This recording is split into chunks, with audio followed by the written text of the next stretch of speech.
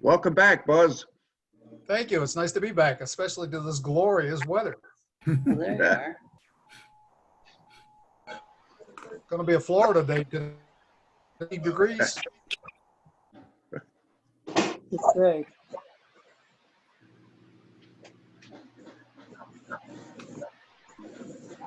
Okay, I think we'll try. I'm having trouble getting the audio because every kid in the neighborhood is online and it keeps breaking up, but I'm sure they're studying and not watching videos. Anyway, this is meeting number 495 of the Lake George Park Commission. I see Michelle's smiling face. Do we have a quorum? Yes, you do. Thank you very much. You're welcome. The first item of business on the agenda is the minutes of the previous meeting. Everybody's had a copy of them. Everybody's had a chance to read them. Anybody have any comments concerning them? Nope. I move they be approved. Second. It's been moved by Dean and seconded by Kathy that we approve the minutes as presented. All in favor? Aye. Just show your hand. Just show your hands so I can, if you're in favor. Well, they're popping up. Okay, approved. Fiscal actions report, same thing. Any additions, corrections? None. Move we approve a physical actions report. I hear one move to approve. I didn't hear it. I can't see a second. Okay. All in favor? Aye. Aye. Aye. Okay, thank you, gentlemen and ladies. Well, actually, it's just the lady yet. Project review. Project review, Joe Stanek, you have a project review resolution. Resolution 2020-16. Meeting number 495. Whereas the commission has received and reviewed the project review actions report prepared by the staff dated May 19th, 2020. Whereas the project review committee recommends acceptance of the project review actions report. Now therefore be resolved that the commission has directs that the project review action report be incorporated in the minutes of the full commission meeting. So moved. Second. Second. We moved and seconded to approve the project review actions report. All in favor? Aye. All in favor? Opposed? It's carried. Thank you very much. You're welcome. First project is the wharf. First project we have is the wharf modification by Green Flash Holding Group. Joe, you want to say something about that? Yes, thank you, Chairman. This is an application to modify an existing wharf. It's a U-shaped dock permitted as an open-sided sun deck. The applicant, Paul Rutherford, Green Flash Holdings, has applied to add size to the dock as a closed-sided boathouse. This does not require a variance from the design criteria. However, we have received some comments from neighboring property owners indicating that there may be some visual impact. So we brought this for the board to consider the potential visual impact of this project. And I can see on screen that Mr. Rutherford is here. And I'd invite you to introduce yourself, Mr. Rutherford, and just describe the project in a little bit more detail if you could. Yeah. Hi, I'm Paul Rutherford. We're one of the owners of the property along with my brother. We are applying to have the dock modified for the boathouse. First reason for the modification was one of safety. The underlying dock is a steel pier dock, and with the original sun deck, it was going to be, you had to be very precise about where exactly the pressure points were. By modifying it to the log boathouse, it disperses the weight much more evenly. It's much safer, and it matches the property the way it looks now, and the other boathouse in Boone Bay. That was that was one of the major concerns when we put it together, was to make sure it was, a safe project. I think that, we've had obviously there've been some comments from the neighbors. I don't believe it has a huge visual impact, probably less than was there prior to us purchasing the property, when there was a 2-story hotel that sat on the point, along with 28 cabins that lined along the property line all the way down, blocking off pretty much everything from that property. The project is in conformity. I've been working with Joe to make sure we've have the design within what is legally required, and we'd like the opportunity to build the boathouse. Is anyone else here want to speak on this before we start asking commissioners about it? Is there anyone else in the audience that wants to speak? Justin, do you know if anybody out? I don't know how you're going to get a hold of these people. You have control of them. At this point, I don't know of anyone who wishes to speak, but I can unmute our guests here. I've got Chad Arnold, Brent West. I don't believe they wish to speak. They have their own projects, I think. Let's see. Is there any of the commissioners then that have any questions of Mr. Rutherford?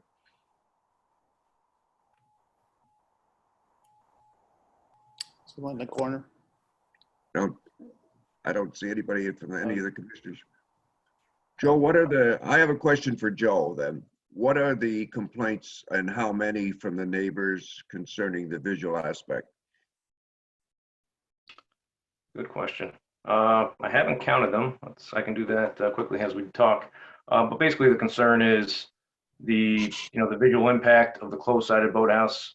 These folks were given notice under the previous permit application of an open-sided boathouse, and a number of folks have provided expressed concern that the closed-sided boathouse will simply impact their view substantially more than the open-sided boathouse that was originally constructed.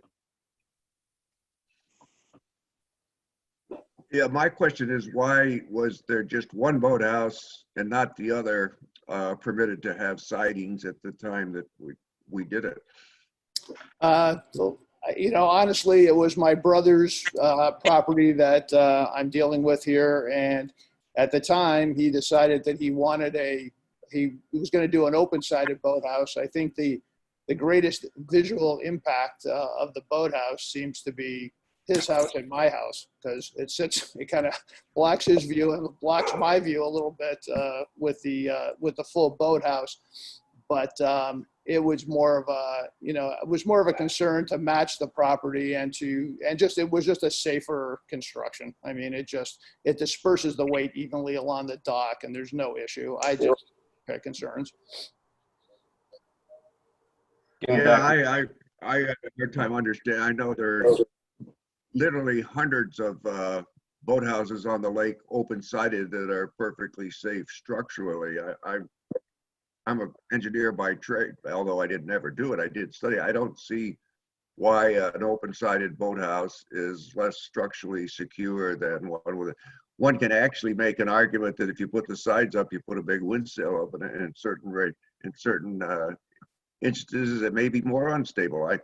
I just have a little problem with deciding that it's structurally more stable if you have an engineering report that says something like that. But well, right.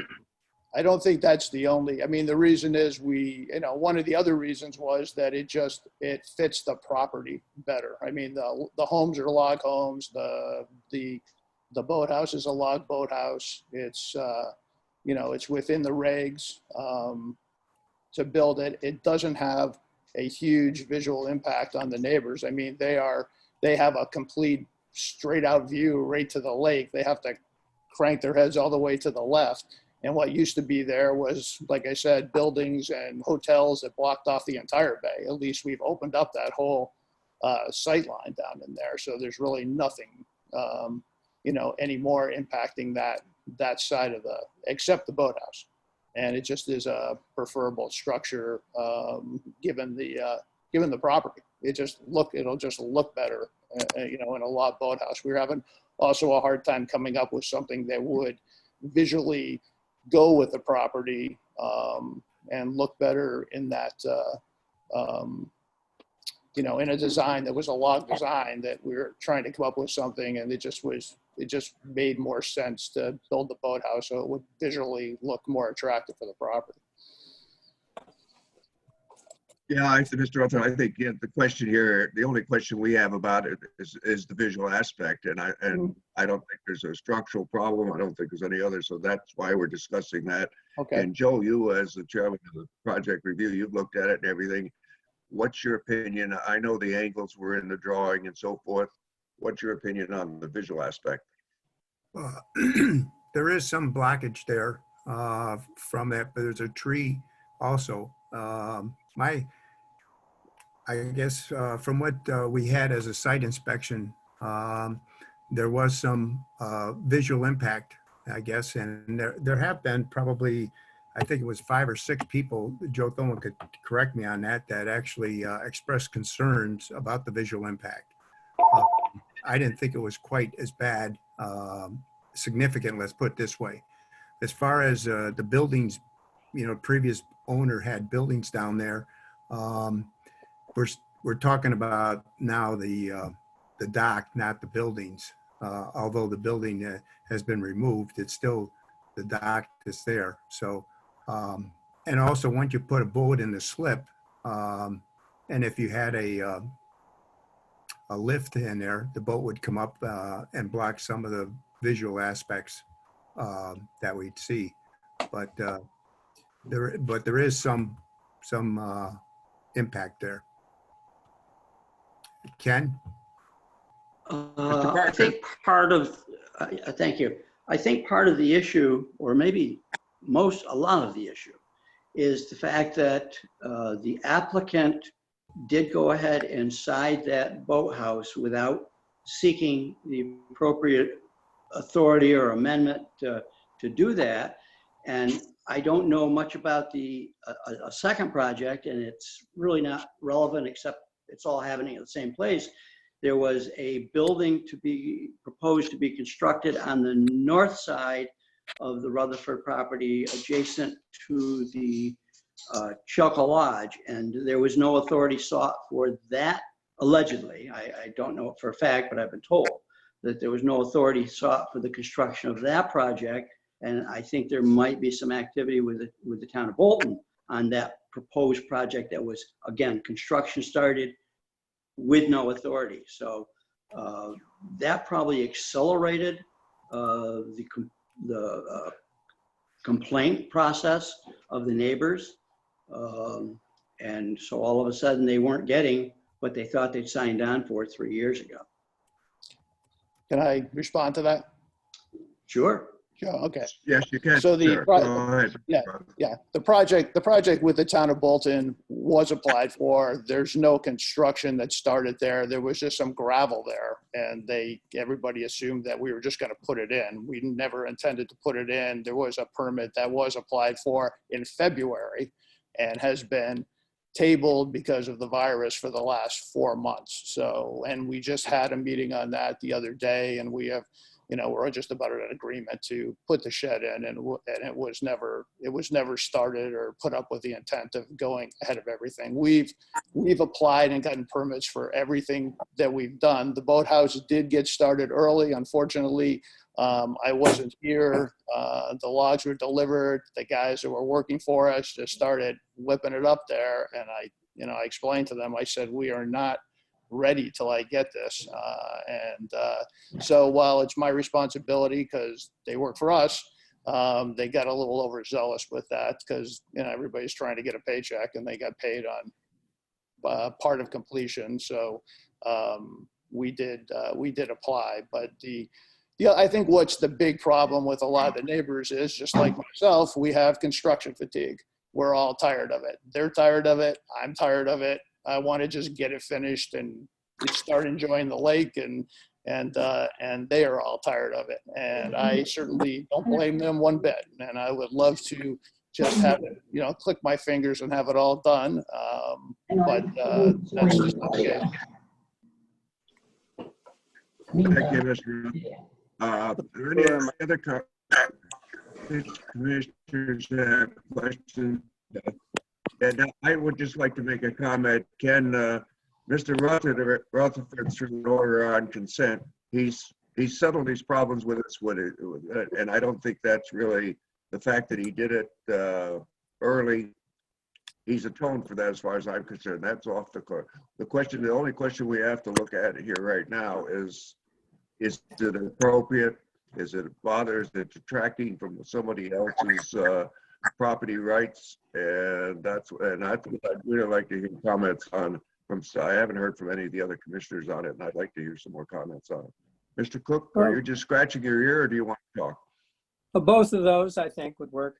I would be less concerned about this boathouse if there were other things in the area that were similar, but from what I saw in the pictures that were taken, there isn't any. This is basically a full-sided boathouse out there where all the other docks around it are just plain docks, or a boathouse with no sides. So, it's certainly, from my perspective, coming from the north end where we have fewer of those type of boathouses, is, that sticks out like a sore thumb to me when I look at it because of the siding, because the surrounding neighbors don't have that kind of a thing. And it, the work that was done on visibility, construction, or destruction, or either one of those you want to look at, what did they say? 250 feet of shoreline on the other side can't be seen with that boathouse in there sited. So I guess I'm not in favor of those sides.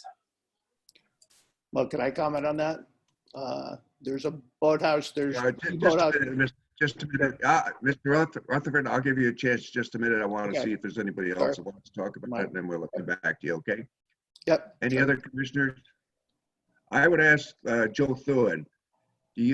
Joe, do Yes, you Chairman. have a, how much, it's kind of hard to do this on a visual presentation, but can you give us, say, if you have a 180-degree view, I mean, what percentage of anybody's view is being blocked by this boathouse, of the people that have complained?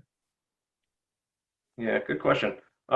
So as Commissioner Cook mentioned, the visual analysis of the aerial photos indicates it blocks about 250 feet of the North Shore.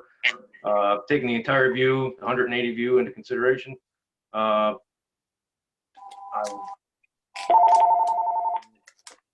ballpark maybe 5%. And you all have the same visuals that I do as far as what is blocked. I think that's a fair number, Joe. Yeah, but I think certainly, you see comments, the Thurstons have the cabin, I believe, closest to the water. I think part of it depends on what people are accustomed to seeing. We got comments from 4 of the 9 homeowners, and obviously their houses are all situated on different parts of the lot, and their perspective and focus might be in different areas. The Thurstons in particular, they have a bow window and some deck that faces north. They also have one that faces east toward Hemlock Point, which is the way the rest of the homeowners association seems to be focused. So certainly depending on, which member of the association you're talking to, what we're seeing in the comments, and what kind of bears out in the field and the analysis is, certain people might be affected more than others. Mr. Rutherford, go ahead. Well, there are, Mr. yeah, the comment about there being no other like boathouses, mine is around the corner in Boone Bay. Chelka Lodge has an enclosed boathouse right next to me in Boone Bay. There's some other boathouses that are right there. It's not like there's no other covered boathouses. There's several right within view of the property. So it's not unique. It's not unique to have a covered boathouse in that area. Just want to, just so you know, I have aerials that show it. Any other commissioners got any questions for Mr. Rutherford at this point? Anybody else in the audience have any comments at this point? Before we get into a discussion and voting on it, Mr. Rutherford, I wanted to know, we have a policy.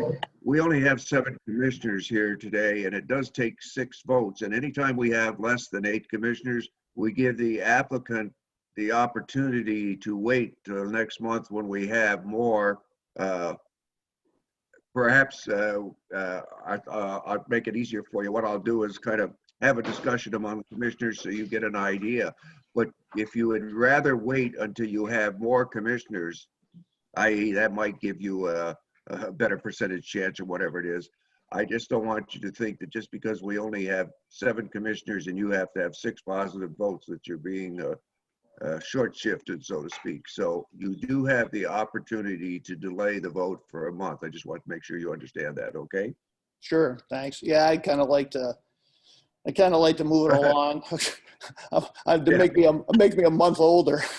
So yeah, I'm right. Yeah. Who knows where we'll be a month from now? I agree with you. Exactly. In that case, I'll just have a discussion among the commissioners at this point, and I'm going to start right up my left. Kathy, you're on the left. Kathy, yep, you're looking now. You get it. There she is. What's your thoughts on this? You have to unmute.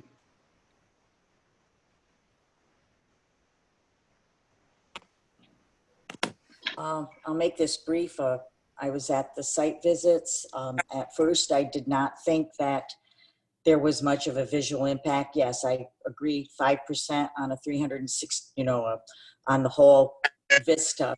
But there were some homes that were lower, farther down in the HOA that's just south of this site. And yes, I did feel they would be more visually impacted than the other people in the HOA. However, I really have a problem with doing this project without getting a permit first. And, you can say all you want about your workers wanted to get paid, but they didn't finish the whole job in one day. I just think that we need to do the right thing and abide by our rules and regs. And I don't know if I could approve this at this time. Joe Stanek? Oh, yes. I think that the visual impact is minimal at this point, and I would be in favor of it. Dave Floyd? I agree with Joe. In looking at the photos, I was at the site visit. It's only a 5% obstruction for 180 degrees. That's minimal. I would vote for this to be approved. Ken? I'm not going to support the project. I vote against it. And Dean? I'm a no vote at the moment. Who else is on it? Aaron? Jim? Hi. This is your first chance to say something. And looking at it strictly from a visual impact point of view, just the siding, just the space that siding actually blocks, I would have to vote in favor. Thank you. And let's see who else. And there's myself and I. While people are upset that you, whether voluntarily or whatever, went ahead of this, I don't think the fact that you did this without a permit should enter into whether or not you've paid your fine and you've signed your order on consent, which means you've satisfied that as far as that, and that's the only reason you're here, because if you hadn't done that, you wouldn't even be before. So, and I find the visual impact minimal, but and in what the poll I've heard here is, I don't think you're going to get 6 votes, Mr. Rutherford, and I want one more give you a chance to say, would you like to wait until before we have a vote? You're perfectly within your rights to wait till next month that we have a full commission before us. Uh, It's up to you, sir. How many commissioners are total? There's 10 total commissioners. We have 7 here today. And anytime we have less than 8, it's our practice to give you a chance to wait for more commissioners. There's 3 out there. Okay. What if, So I guess I'm asking you. Yeah. I guess from the visual standpoint, we have a different opinion, except for the commissioner in the left corner there. What is it? She seems to be more concerned about the fact that we started early. So what is I guess the thing is, for those that are against the project or on the straw vote, would there be anything that would make the project viable, especially the woman in the corner who's concerned about the start? We did pay the fine. We did sign so if that's the only issue with you. Yes, I know you did pay the fine, and the OC is taken care of. I just feel that by letting this go, it just again starts another precedent that you can do what you want. I have the means to pay the fine, and then we'll just move on because I got what I want. That's just more punitive. And that's my opinion. And, we're all entitled to our opinions. As far, like I said before, just the few people that have the houses lower down are visually impacted. I really didn't think it was that great of a big, a real issue. But, it just seems that we're working so hard to keep this lake like it as clean as possible. And all the impacts, we try to keep at bay, and we have rules and regs. And I just can't imagine anybody doing that without having permission. It just does not sit well with me. Bruce, can I speak for a minute? We have Jim Nishaw here, hasn't expressed his vote, and we have 8 commissioners here today. Just as soon as, Kathy, are you done? I don't want to let them interrupt you. Are you done? Can I just make one comment before you go on? Just a minute, Mr. Rutherford. Sorry. We got it. Just a minute. Mr. Nishaw, you had your hand up a long time ago, and I don't know whether you're just brushing a fly because you're outside, or would you like to speak? I just wanted to cast my opinion I think here. you're muted. I agree with everybody, with many others, that the visual blockage is minimal. There's a great procedural concern, but I would vote to approve the project. Sure about that. Mr. Chairman? And Joe, did you have something to say? Only that there was 8 commissioners here. Correct. Yeah, there are now. I just looked. There's 8 commissioners now, so yes, there are 8 commissioners. Correct. Dave, are you raising your hand to speak? No, I just wanted to confirm that we did have 8 commissioners present. Can I just make Yeah, one? okay. Can I make I one just other? counted it. I just counted them again. We have 8, so. Can I make Mr. one other? Rutherford, you get the final say here. Okay. Just in response to the taking care of the lake, I think it should be just noted that when I purchased the property in 2015, there was a straight waterway that ran directly from the road into the lake, right down into a boat launch. That just every time it rained, it poured in torrents down there. We have effectively stopped all water from entering the lake. So with what we've done, we're adding 7 rain gardens to the property. We've done far more. We'll do far more to protect the lake than any of our neighbors have done. And I don't think that, from a standpoint of just because you start a project early and something happens doesn't mean that you don't respect the lake or respect the waterways. We are big supporters of the LGA. We are great supporters of clean water at Lake George, and we have taken every expense and every opportunity to protect it from where we are. And I think our neighbors have benefited by the fact that that torrent of water off the road no longer goes anywhere near the lake. Nothing gets in the lake from our property. And it will continue to be that way because regardless of the vote, we have great respect for the lake. So I think with the issue at hand, I think if when you bore this down, if this is a huge visual impact to somebody, I think that is the question here, not kind of a punitive thing because you started early, and because you started early, you don't respect the lake. That's not true. And I just want to put that out there.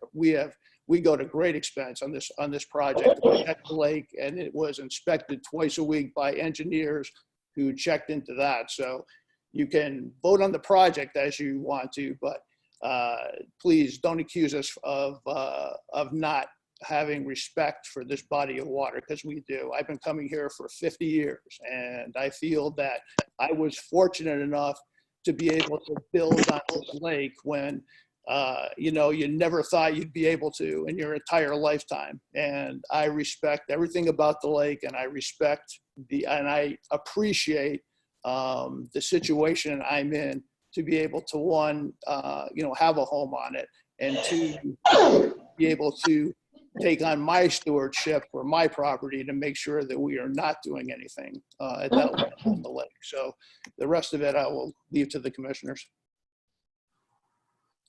Thank you, Mr. Rutherford. And actually, you reiterated what I said earlier.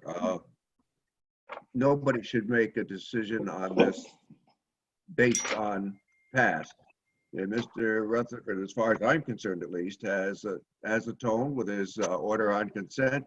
He's applied properly at this point for a project, and in my opinion, which is a personal opinion, but also as a chairman and having been around here 25 years, we should look at this project strictly as it affects the lake and other people's properties, rights, and so forth. We've had a lot of people up here that you might not like, and I've had people up here that I didn't like, but you have to force yourself to listen to whether or not the project is going to be detrimental to the lake or it's not going to be detrimental to the lake. And with that done, if nobody else has any further comments, I would like Joe to read make a motion, if he would, as to whether or not we're going to approve this project. Anybody else have any comments before? Kathy, go ahead. Mr.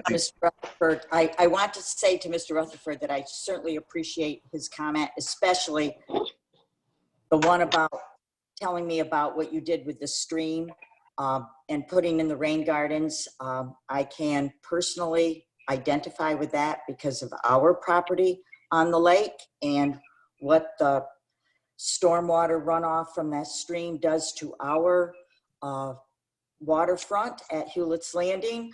I just have a question. I mean, you can't stop a stream from flowing into the lake. I know that you've mitigated a lot of that runoff, but what did you actually do? Because you're swaying me over. Okay. Well, when we started the project, there was a driveway that went directly from the top of the road, a straight line, dead straight line, right into the boat launch. So every time there was any kind of storm, the water would just pour into that lake from up on the roadway. And it was, I would look at it and just be horrified by that thing. When we started the project, we put in big catch ponds on the entire project in like a couple of different places to make sure we captured any runoff. That was before there were any buildings there. Then as we've done the landscaping, we've changed the whole driveway, the whole roadway, so it no longer goes straight, it curves around. It's either rain gardens, the homes, grass, or you know, anything. We have fences up, we have all kinds of stormwater. I got stormwater certified before I did this project, so I would know what to do to properly protect the lake before we even started, along with the guys who were supposed to be responsible for doing that. So I knew if they were doing it right. When the permanent rain gardens go in, we're going back to Bolton to add another 3 rain gardens that weren't on the original plan because we saw them as potential problem spots that they originally had just said, you just only have to put a well there. And I didn't feel that would protect the lake. So we're adding 2 to 3 more additional rain gardens. So, I mean, really, that's priority 1 with me. I'm a boater. The house is just a place to stay. I love being on the lake, and I don't, that to me is, that's what I enjoy. That's how I want to enjoy my retirement. And I want it to be pristine for the rest of my life, for my children, and for anyone else who wants to come up here and enjoy it.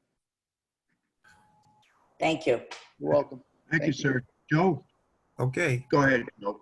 Resolution 2020-17, application number 5220-10-20 DM. Applicant is Green Flash Holding Company, whereas the applicant has applied for a wharf modification permit to construct a closed-sided boathouse. The Lake George Park Commission has reviewed the application, supporting documents received, comments received, and other information which appears in the record. And the commission has made a determination pursuant to 6 NYCRR 645-3.6 and the State Environmental Quality Review Act 6 NYCRR 617.5 that the project is a type 2 action, does not require further review of potential environmental impacts pursuant to this act. The commission, whereas the action is considered to be a minor project pursuant to 6 NYCRR 645-5.3, public notice has been published and distributed, and the commission finds that the project will have no adverse impact on the health, safety, or welfare of the public, the environment, or the resources of the park, will not alter the essential character of the area in which it is proposed, will not lead to congestion in the park, and will not have an undue visual, cultural, audible impact on the neighborhood or the park. Now therefore be resolved, the Lake George Park Commission hereby approves the request for a variance and approves the above application as proposed. So moved. Second. It's been moved and seconded to approve the application as proposed. Any further comments or discussions on this? Okay, I'll call for a roll call vote. Kathy? Yes. Kathy? Yes. Yes or no? Yes. Joe Stanek? Yes. Yes. Joe? Yes. Yes. Dave Floyd? Dave? Yes. Yes. Ken Parker? No. Dean? Dean Cook? No. No for Dean, okay. Jim Neshaw? Yes.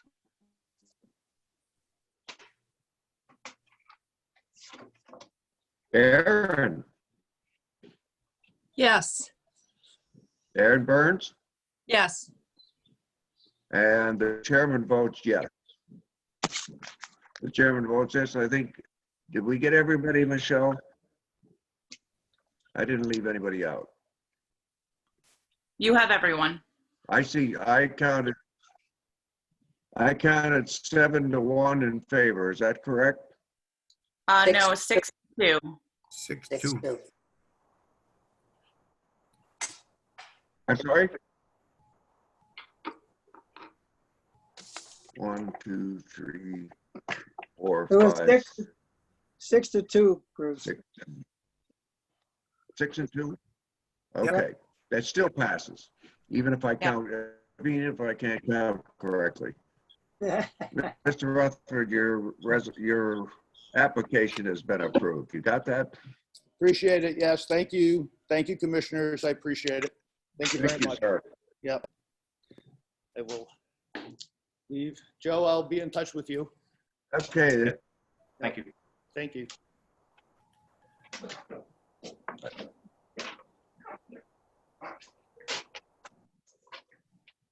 project number 2 is, Joe? Thank you, Chairman. The second project is an application for the berthing of a seaplane. Application is made by Donnie Kudrick. The project is located at 2334 Black Point Road in the town of Putnam. To facilitate the berthing of the seaplane, the applicant has made concurrent applications for a new mooring and a dock modification, resulting in a 40-foot long, 6-foot wide pier. I saw that Donnie Kudrick was able to join us this morning. So Donnie, I'd invite you to please introduce yourself and just talk about the application a little bit more. This is Donnie. You're there? No, I need you out of here. Yeah. Do you have any comments from the applicant? I'm sorry, I had the kids in the background talking. Were you talking to me? Yeah, I'm talking to you. You've been Good around morning. since 1930. Good morning. I'm on Yeah, the phone. I was asking you your comments on your application.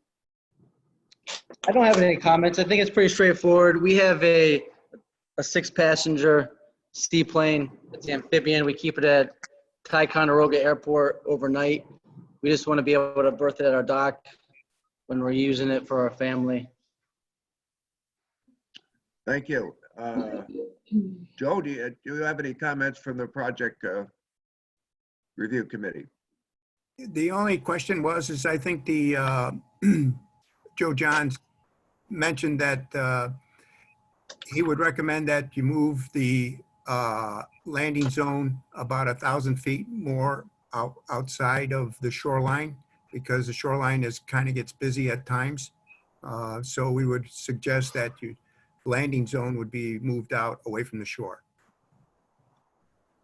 That's not a problem. As far as the good thing about landing on the water is the entire lake could be a runway, where when you have a pavement runway, it's only 4,000, 6,000 feet. So depending on the boat traffic and the winds, we never land close to shore anyways. But as far as the safety concern, if you land in the middle of the lake, it's more choppy and it's more dangerous for a seaplane to land in a choppy lake.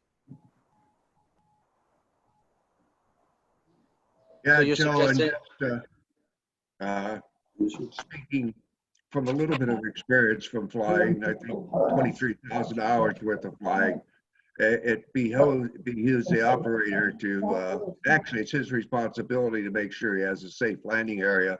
And it's almost impossible for a seaplane applicant to designate which specific area he's going to land on. He's going to land on the one that's wide open and safe, and he has to inspect it prior to landing.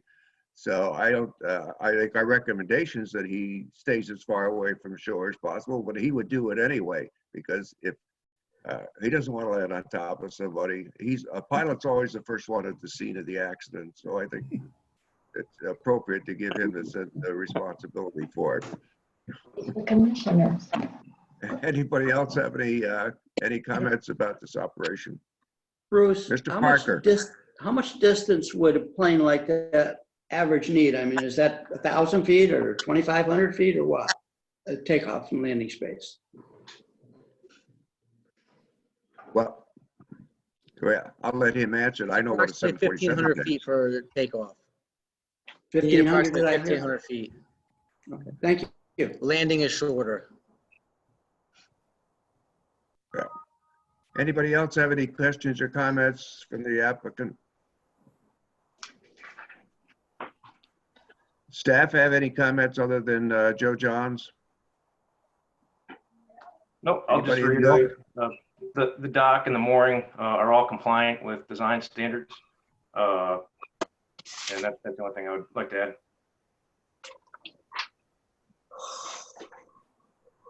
Mr. Stanek, Joe, I guess it's up to you to make a motion if we have no Oh. further comment.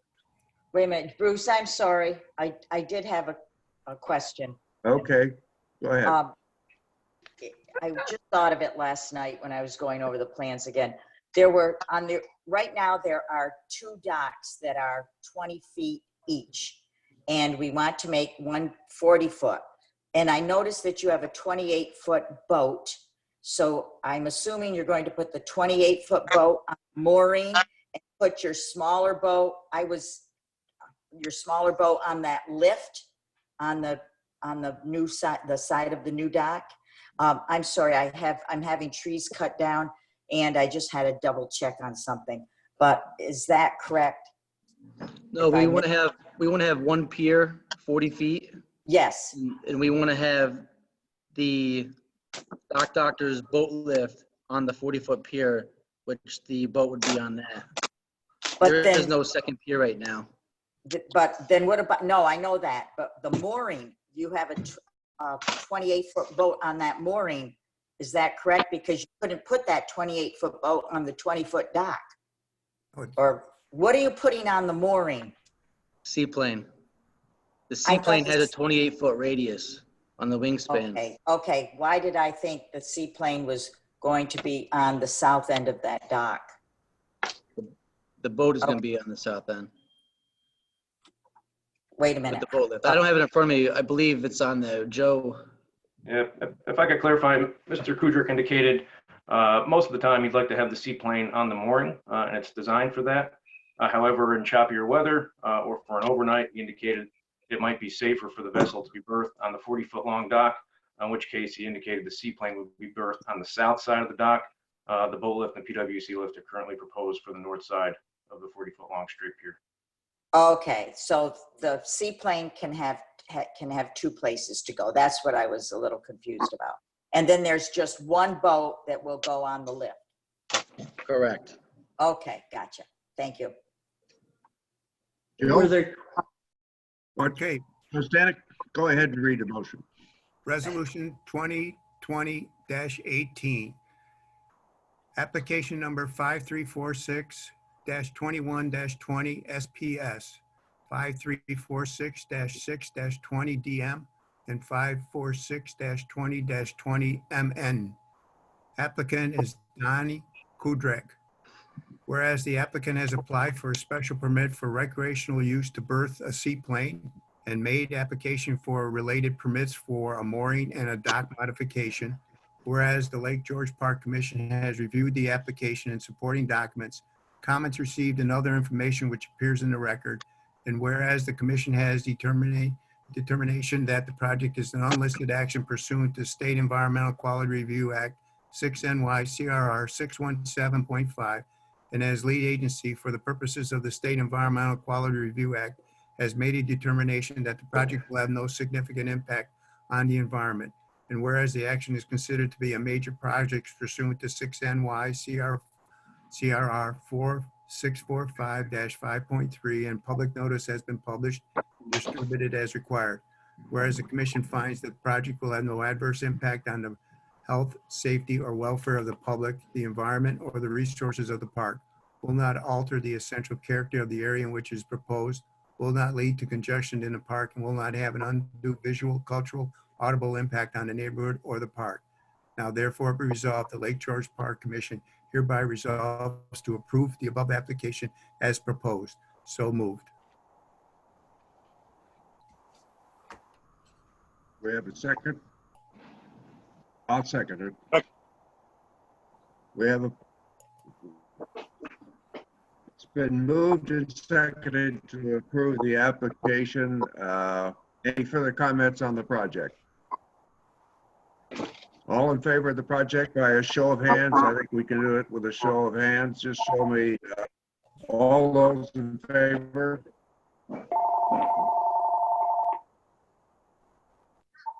I guess I can see. Okay, I can see everybody's hand. Project against? Anybody against the project? The project is carried. Thank you. Mr. Kirk, your project has been approved. Fly safe. Thank you.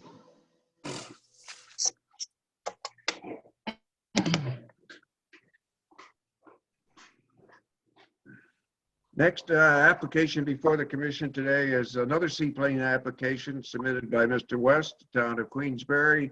Joe, do you want to introduce that one? Thank you, Chairman. Yes, this is another seaplane application, berthing of one seaplane by Brett West at 106 Bay Parkway on Assembly Point in the town of Queensbury.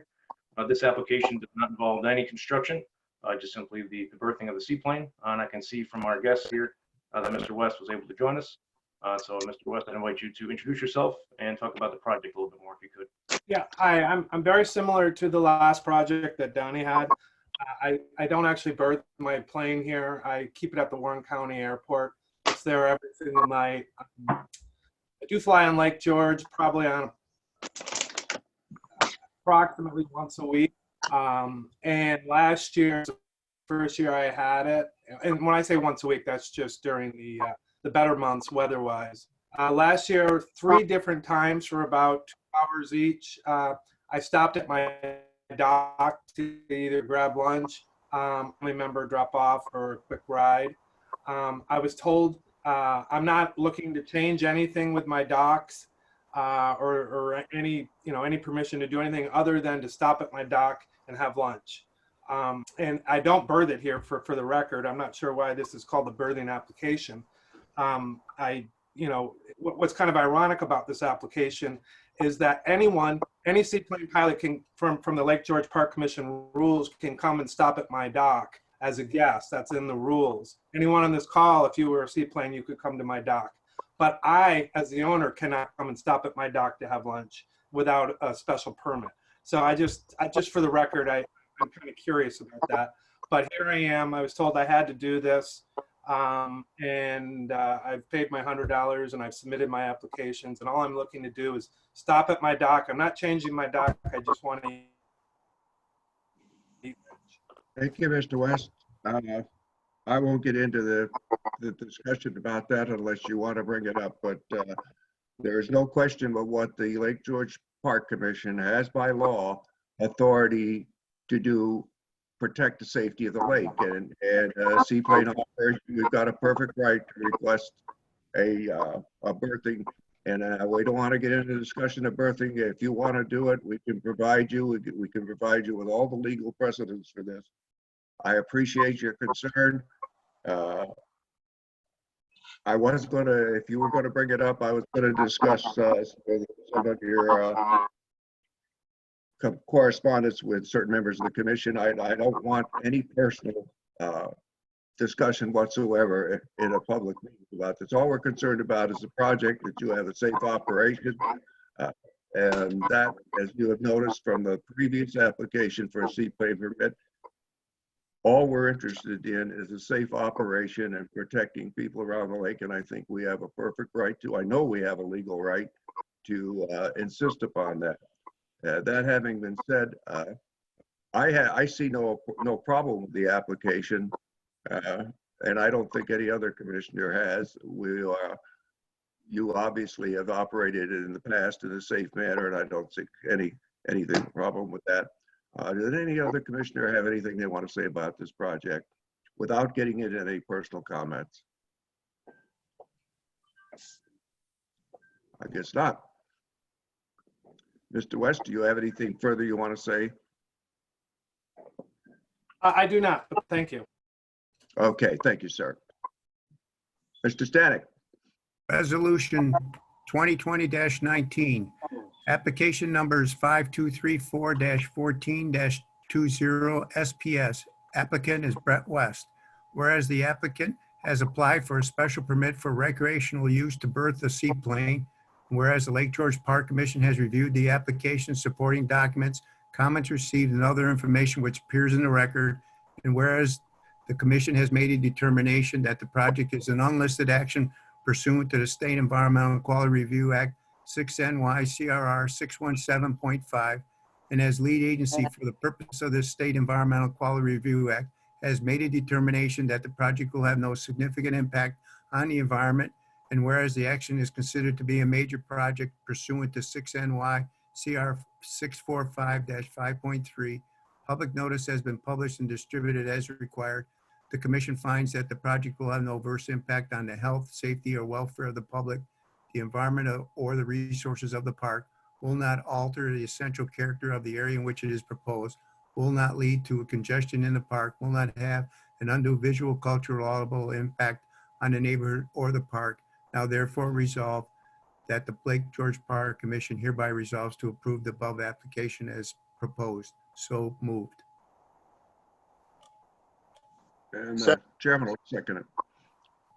It's been moved and seconded to approve the application as submitted. Any further discussion from the commissioners? All in favor, please show your right hand or left hand. I don't care. Just show a hand.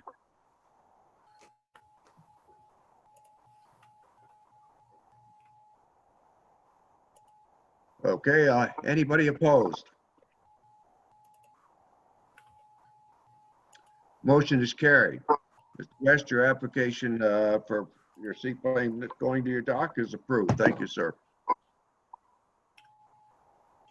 Thank you. I don't know if it's my computer or yours, but every other word I didn't hear you throughout all that.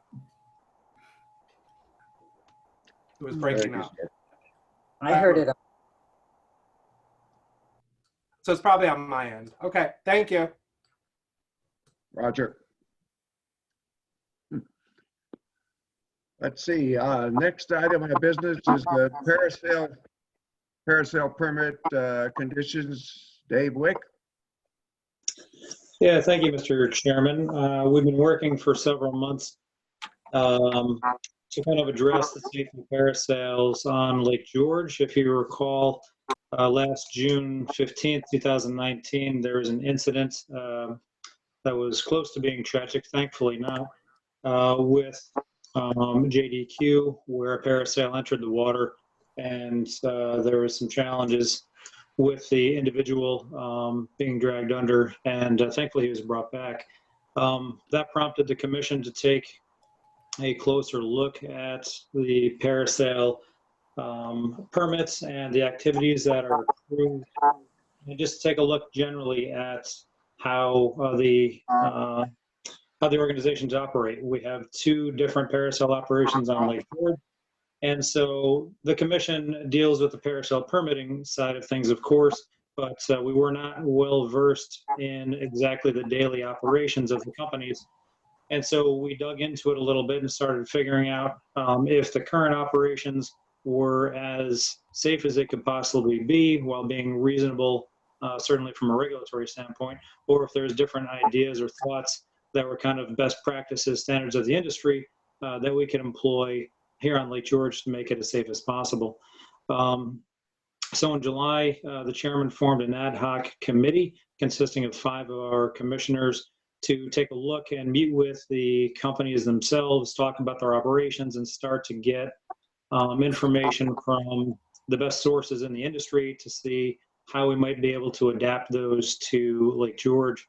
At our August 27th meeting of 2019, we held our traditional meeting, and we had public input from general attendees also on that agenda to get public's perception on the parasailing industry and how it might be safe, or generally their feelings on the operations kind of overall. We spent quite a bit of time working last fall with the two companies on Lake George to determine exactly how they're operating and take the information that we learned and try to put the programs into an operation that we believe is as safe as could possibly be on Lake George. It was never the the commission's intent in any way to impede or certainly to eliminate the parasail operations on Lake George. And that was made very pointedly to those two operators because there was concern that we were simply going to drive those operators off the lake. And that certainly isn't the commission's intent, nor the outcome of where we are right now. So working through the fall and the winter, staff and commissioners, we ended up coming up with a resolution for your consideration that I apologize. That is on today's agenda, and we have a Schedule A that talks about the different conditions that we're looking to impose upon the two parasail companies on Lake George. We have met with both companies at length and discussed these conditions at length, and we think we have a pretty good compromise for where we are right now, able to move forward as we are. So with that, I can invite comment from any of our commissioners, of course, the chairman, vice chairman, or staff to bring up any any points that I may have missed. So, Ken? I think we've lost the chairman. I just got back. Okay. For some Okay. reason, that's gone. I'm on my iPad now. Okay. That's what kind of threw me for a second, because Bruce was calling me on my cell phone. It just kind of lost me for a second. He'd probably like you to repeat your comments, David. So, Mr. Chairman, the brief summary is I gave the background and the history, and I just invited comment from commissioners and or staff to highlight anything that I may have missed. I did introduce the idea that we have a resolution for commissioner consideration on the agenda today. Dave? Ken, yes. I think we currently have full support from the operators on the lake. The two existing operators have reviewed all this process and have indicated they can support it. That is correct. They've not only reviewed and supported where we are, but they have also provided the requisite documents that we required them to do so. We had a June 1st deadline to get everything in terms of their logbooks, their formatting, their insurance. So Mr. DePace and Mr. Quirk have been very supportive of what we're trying to do, and have definitely been working with us hand in hand. Good. Yeah. And I'd like to say that it's unfortunate that incident had to have occurred for this to be brought to our attention, where we really did look at what was going down, and it didn't happen overnight. And I think that the committee and all those that were involved did a great job. Thank you, Mr. Let's see, Mr. Stanek, do you have no, this is Mr. Parker's responsibility to read a resolution for this. You have a copy of resolution for 20. I do not have a copy of that resolution, no, but I would be glad to read it if I had it. How about Mr. Wick? Dave, do you have a copy of it? Read it, and then. I have a copy. It's right here. I printed it out. Yeah, I can read it if you read it. Mr. Chairman. Go ahead, Dave. Okay. So, let me see, resolution 2020-20, permit conditions for parasailing on Lake George. Whereas pursuant to Article 43 of the Environmental Conservation Law, the Lake George Park Commission is empowered to regulate recreational activities, including parasailing, in order to protect and preserve the water quality of Lake George, to provide reasonable public access to Lake George without overcrowding, congestion, or safety hazards, and to protect the resources of Lake George. And whereas the Commission has promulgated special navigation rules at 646-2.1 that regulate recreational activities in or on the waters of Lake George in order to protect the public health, safety, and welfare. And whereas in the interest of public safety regulations at 646-1.5 to provide general provisions applicable to special permits, and state the Commission's oversight of regulated recreational activities may include, but not be limited to, specific or specifications on the craft, its power maneuverability, craft speed, equipment, noise output, lighting, wake, or proposed operation, including points of departure and landing, of course, speed of operation and hours of operation. And the Commission may require alternative design, equipment, or methods of operation to mitigate specific impacts of a recreational activity. And whereas pursuant to Regulation 645-5.10, permits may be modified by the Commission. And whereas there are only currently 2 special recreational use permits for parasailing on Lake George that include general and special conditions to ensure public safety. And whereas in July 2019, the Commission formed an ad hoc committee to review and evaluate best management practices of the parasail industry, as well as physical constraints and weather that are unique to Lake George.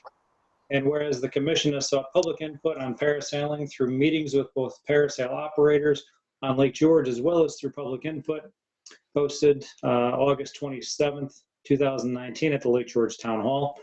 And whereas consistent with its findings and to the benefit of public safety, the Commission seeks to update the permit conditions for all current and future parasail permits. Now, therefore, be it resolved that the Commission hereby adopts the updated permit conditions for parasailing attached hereto as Schedule A, And further resolved, in accordance with Regulation 645-5.10, the Commission and staff are directed to incorporate the subject conditions into the parasail permits. So that is the resolution.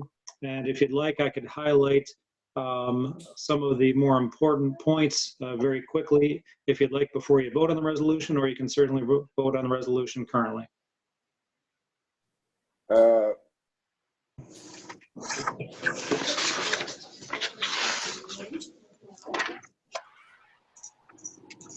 I would move the resolution, and if we have a second, then we could have any discussion on it, perhaps. Second.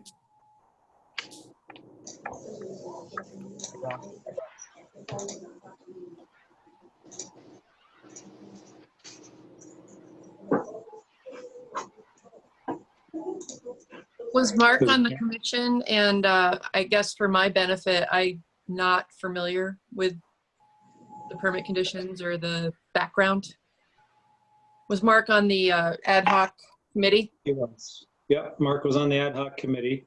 And I can, if you like, we have, if you see the parasail resolution with the Schedule A, it'll highlight in detail what they are, but I can provide a very quick overview of the more salient points. I can do this very quickly, Mr. Chairman, if you'd like. We lost him. We lost Bruce? Yeah. Okay. Well, it sounds like Bruce is chiming back in on the phone. Mr. Vice Chairman, would you like me to review the few points while we're getting Bruce back? Sure. Yes, please. Okay. So number one, staff requirements. So traditionally, parasail operators on Lake George have been required to have a minimum of 2 staff. That would be the driver or the captain, and then a crew member. What was actually happening was when the parasail was in the air, the crew member was attending to the passengers and getting the harnesses on while the captain was viewing the parasail at the same time as captaining the craft. The commission found that to be problematic in terms of our regulations and state law in terms of having a dedicated observer. So the commission is now requiring either 3 members on each vessel, or the fact that if they do go with 2 members, crew members on the vessel, everybody has to be harnessed before the first parasail goes in the air, so the crew member can actually be dedicated to watching the parasail in the air as required by state navigation law and by our permits. That compromise was appreciated by the parasail companies, and they have modified their operations to be able to harness their patrons before the first sail goes up. Secondly, and probably most importantly, is the wind issue. We spent quite a bit of time, and I need to compliment Joe Thewin for the exceptional level of detail he went into to analyze the wind data out of the National Weather Service, and also Commissioner Joe Stanek, who spent a considerable amount of time on this. Taking a look at the wind data, anytime the wind would exceed about 15 or 16 miles an hour, the conditions became unsafe because the gusts were exceeding 20 miles an hour. And the commission regulation essentially said no parasail should be in the air over 20 miles an hour. So the commission came forward with the ad hoc committee recommendation to our board that says, when no parasail vessel shall operate in any of the following conditions. 1, when the actual or forecasted sustained wind speed within the next hour is 16 miles an hour or greater, as recorded or forecasted by the National Weather Service. Or 2, when the actual or forecasted wind gust speed within the next hour is greater than 20 miles per hour. So basically what it does is anytime that they were operating under 20 miles an hour sustained wind speed, the gusts would well exceed the 20 miles an hour, and that's where things become trouble. The new plan that we have in place right now, which has been accepted by the 2 parasail companies, should all but guarantee that they're operating both in wind speeds of sustained and gusts that are at or under 20 miles an hour. And that has taken a long time to get to, but we think that is the most important effort. That is the outcome of this overall effort so far. They're also required in more detail to monitor the weather and make sure there's interaction between the stand where they're taking the guests and the boats themselves.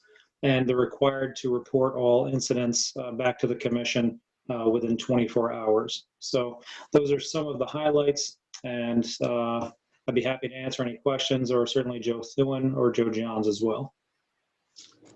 Okay, anybody Thank have you. any questions? Need some additional information? Anybody seen the chairman yet? I only have 9 faces in front of me, but because I'm iPad style. Yeah, I still don't have the chairman trying to join yet. Okay. Yeah, that's dropped. There was a motion made earlier and seconded on this resolution. Any commissioners have any further comments about it or questions? Then I think we could go ahead with the vote in the traditional way of showing a hand, all in favor. And can somebody count that's got more faces than me? We got 6. We have 6, Yeah. 6-4, so the motion is carried. Right. Okay, we declare the motion carried. Oh, If I anybody see- don't see.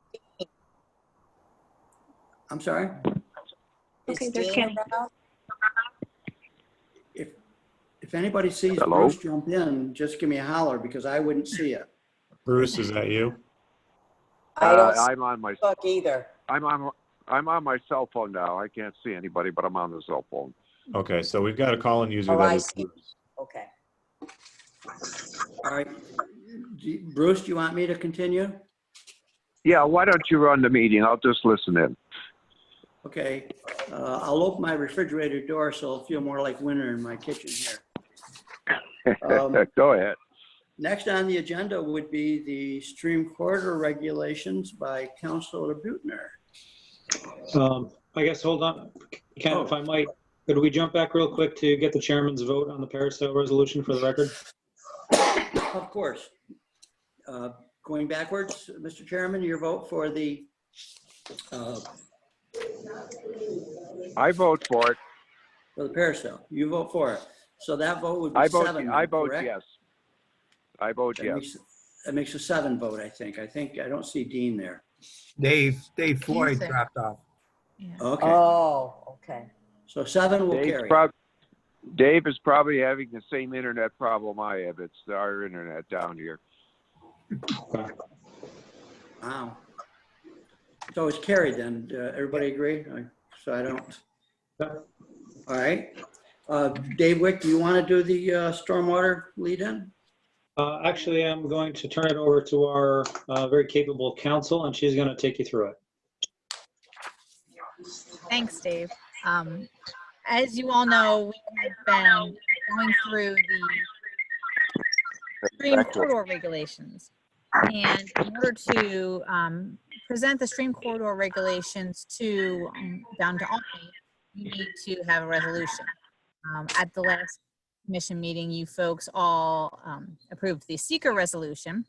You have received copies of the stream corridor, the proposed regulations, and all of the SAPA documents are completed as well. What you have before you now is a resolution allowing us to submit this to Albany. The goal is to submit this so that when we get the go-ahead from Albany on both stormwater and stream corridor, we can have our public hearings simultaneously. And we're hoping to do that. We're hoping to get the information from Albany shortly. So that's really what you have in front of you. I'm happy to answer any questions. I know Dave and Joe Thewin worked a lot on the stream corridor regulations. These are the ones that were, some of it is the ones that were proposed for my time back in 2009, but they have been updated, and ultimately we're hoping to present all of this to Albany so we can move forward and have stormwater and stream corridor at the same time. Thank you. Anybody have any questions about the stormwater regs as they stand now? David, do you have a resolution in front of you? I do. For stream corridor, we have. This is going to be a little bit longer, so hang out for a minute. Our attorney likes lots of good words in our resolutions. So we have Lake George Park Commission Resolution number 2020-21, Stream Corridor Management Regulations. That is 6 NYCRR 646-5. Whereas the Lake George Park Commission is empowered pursuant to Article 43 of the Environmental Conservation Law to preserve, protect, and enhance the unique natural and scenic resources of Lake George and to promulgate rules and regulations in furtherance of these purposes. And whereas the Lake George Park Commission is directed to adopt rules and regulations in conformity with the provisions, including Section 0112. Whereas the Lake George Park Commission has proposed adoption of 646-5, stream corridor regulations in the park. So now I'm going to jump down and we'll provide this to you. Be it resolved, the commission hereby authorizes the chairman, executive director, and council to submit 646-5 with all supporting documentation to the Regulatory Reform Unit within the Division of Budget for review. And further resolved, the commission hereby authorizes the chairman, director, and council to make minor modifications to the aforesaid documents as they deem necessary and appropriate, and to file additional documents requested by the Regulatory Review Unit to permit publication in the State Register. And that is the resolution for your consideration. Sure. Thank you, Dave. I lost track. We had a phone ringing here. You've read the resolution and a motion? Yeah, I second it. The resolution made and seconded. Any discussion on the resolution? Did Let's we have a a show of- made, who made the motion? All right, we need a motion. I did. I'll make the motion. Joe Stanek seconded it. In the interest of whatever. Any further discussion? Hearing none. Let's vote in the customary order of showing finger, a hand, and someone can read it better than me. Dave, can you see all the faces? And we have 7. We have 7? Yep. Okay. My hand's up. Motion is carried then, correct? Yep. We're getting down close to the end now. Who So has maybe all the faces on their screen? Joe, do you? Yes. I do. Okay, when we get to the, I'm going to do the law enforcement committee, and then we'll be going to public comments before adjournment. And I just need somebody who can monitor the public by a show of hand, or maybe Justin can let them in and out simply because I'm limited to 9. Okay, moving on to the law enforcement committee report. There was a law enforcement committee meeting held this morning. Lieutenant Johns gave us a report on the enforcement activity on the lake, the boats on the lake. We went into executive session and discussed a couple of items. And one other issue that was presented to us was the fact that there seems to be some musical entertainment from the land side in the vicinity of Sandy Bay, which is creating some anchoring and mooring and et cetera problems. And our law enforcement folks are going to work on a project to help us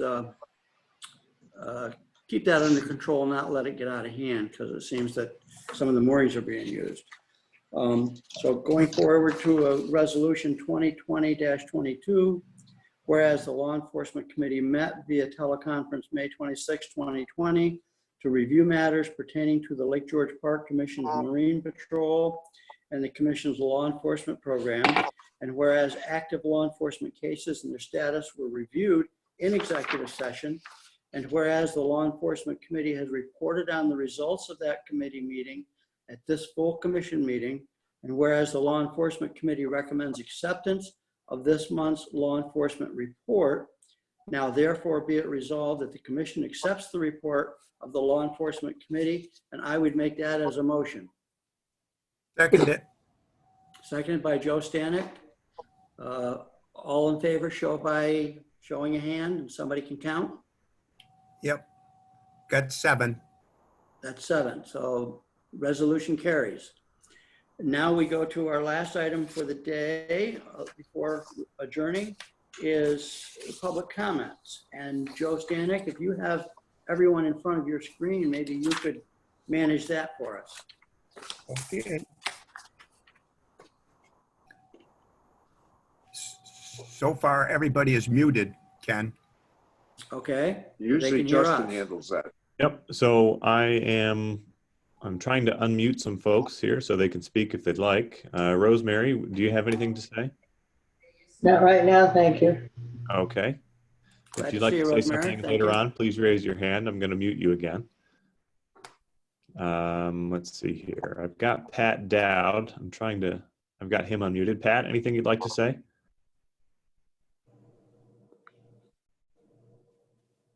Pat Dowd from the LGA, do you have any comments?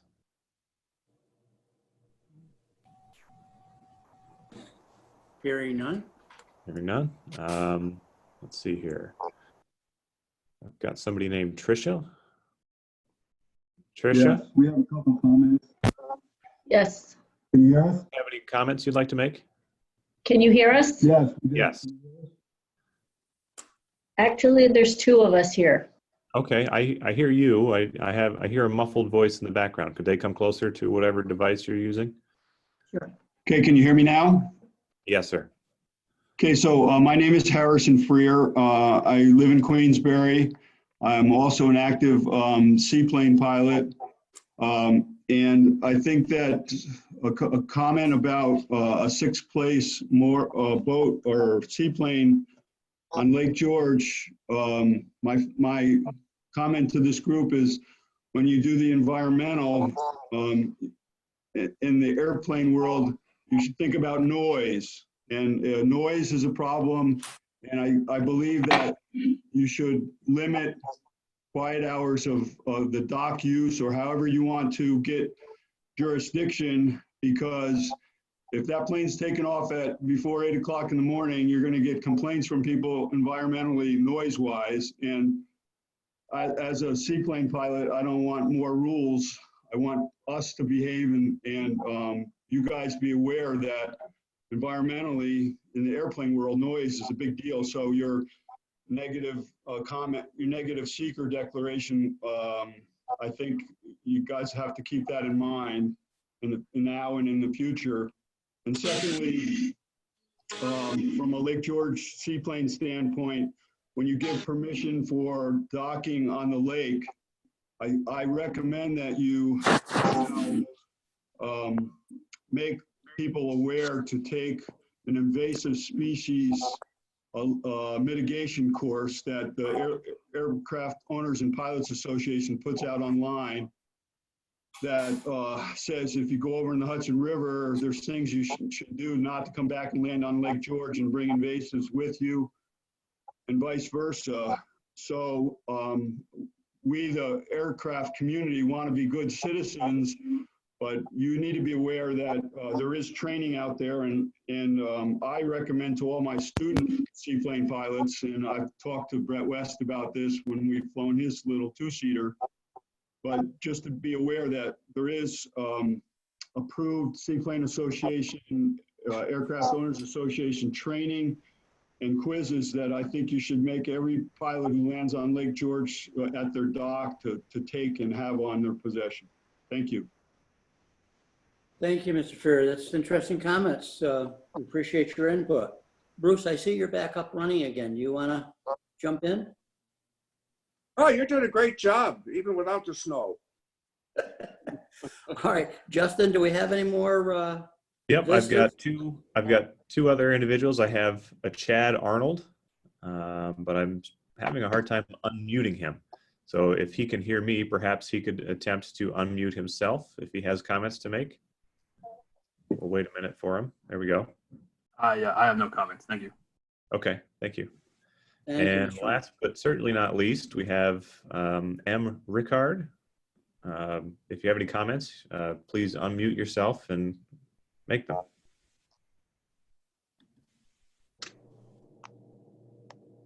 Okay. All right.